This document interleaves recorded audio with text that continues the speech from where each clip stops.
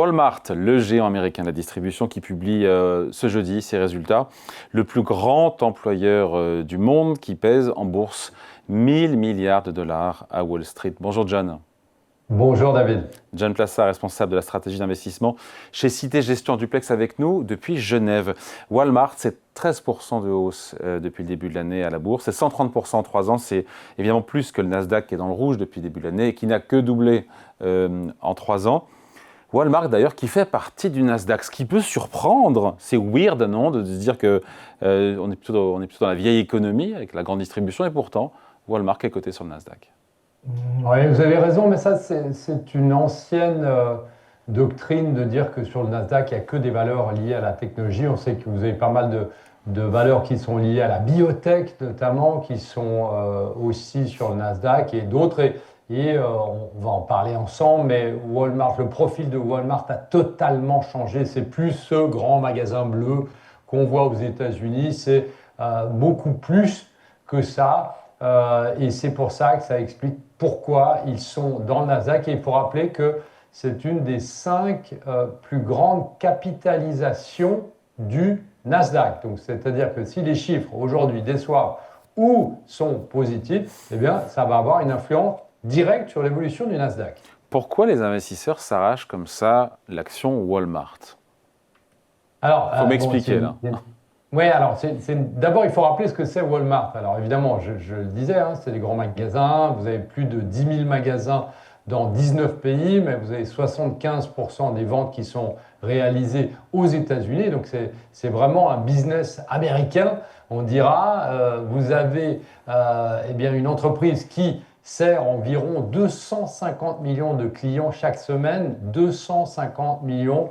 Vous avez un Américain sur 2 qui interagit d'une manière ou d'une autre avec Walmart chaque mois, 1 sur 2, donc c'est-à-dire que tout le monde va chez Walmart.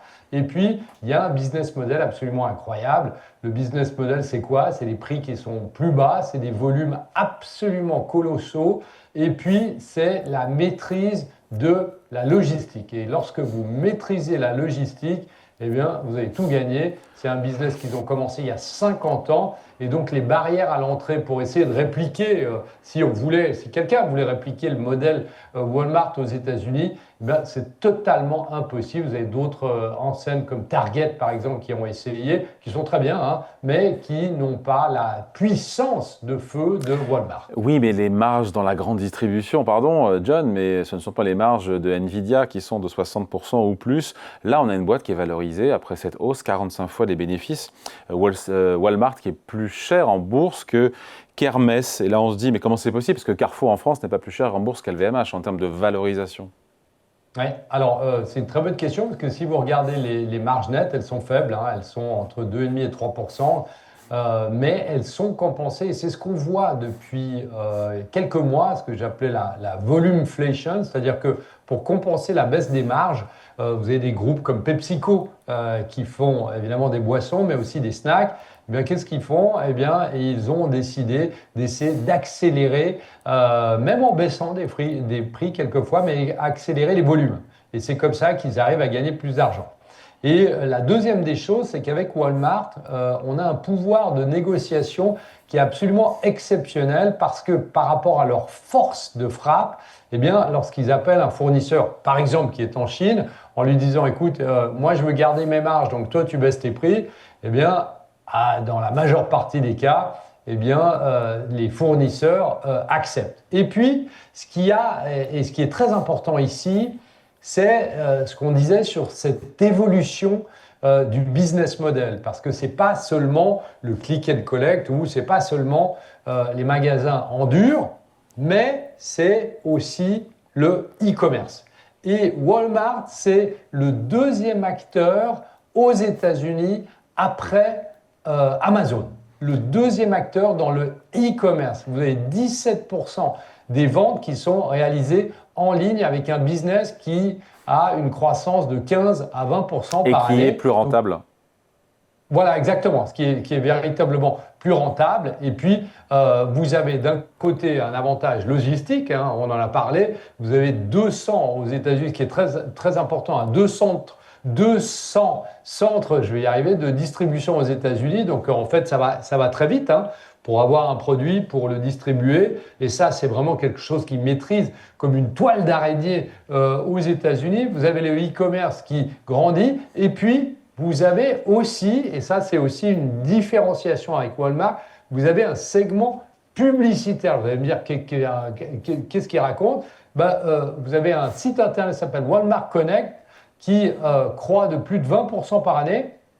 Et donc vous avez des annonceurs qui arrivent, vous avez des marques qui arrivent, qui mettent dessus. Et donc ça, c'est aussi une manne financière pour Walmart. Oui, mais juste, John, de là, ce que ce soit mieux valorisé que Apple, Amazon ou Microsoft, pardon, mais c'est quand même pas de la tech à 100%, Walmart. Non, c'est pas de la tech, mais c'est un business model extraordinaire qui continue de croître avec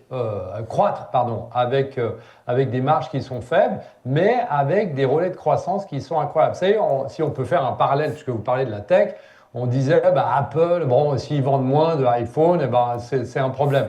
Mais Apple, à travers la partie des services, eh bien, gagne beaucoup d'argent et de plus en plus d'argent. Donc, il y a une diversification absolument extraordinaire. Et puis, il y a une dernière chose et qui met en avant et qui va répondre immédiatement à votre question, c'est que vous avez 90% de la population américaine, 90% de la population qui vit à moins de 15 km d'un Walmart. Donc, qu'est-ce qu'il fait? Où il y va? Où il commande en ligne? Donc c'est livré chez lui, où il fait du click and collect, c'est 45% des ventes en ligne. Donc il va juste derrière le magasin, il embarque. Donc en fait, il y a une proximité. Vous savez, on parlait des magasins de proximité où vous aviez par exemple un couple qui travaille, etc. Là, c'est différent. Vous avez un mastodonte qui est un business de proximité. Donc, c'est absolument incroyable. Et en plus, puisque vous parlez de la tech, ils utilisent beaucoup l'intelligence artificielle. Ouais, j'allais y venir. C'est perçu comme, parce qu'on voit bien que c'est un sujet qui est prégnant pour les marchés. Pour le coup, est-ce que Walmart est perçu comme un potentiel gagnant ou pas, à tort ou à raison, de l'intelligence artificielle? Ouais, clairement, parce qu'ils ont beaucoup investi dans l'intelligence artificielle, dans l'automatisation, dans les robots logistiques. Et en fait, là, en termes de productivité, eh bien, ils gagnent beaucoup de temps. Alors, évidemment, vous allez me poser la question de savoir si ça ne fait pas du mal aux emplois.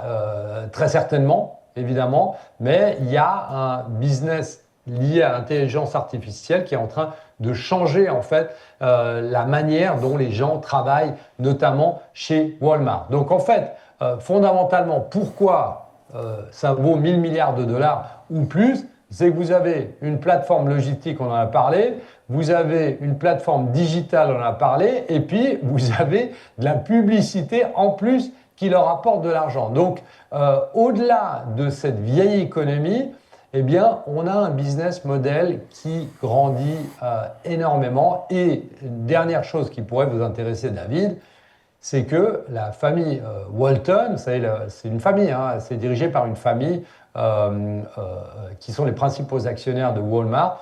Eh bien, c'est la famille qui ont le plus d'argent au monde devant Elon Musk.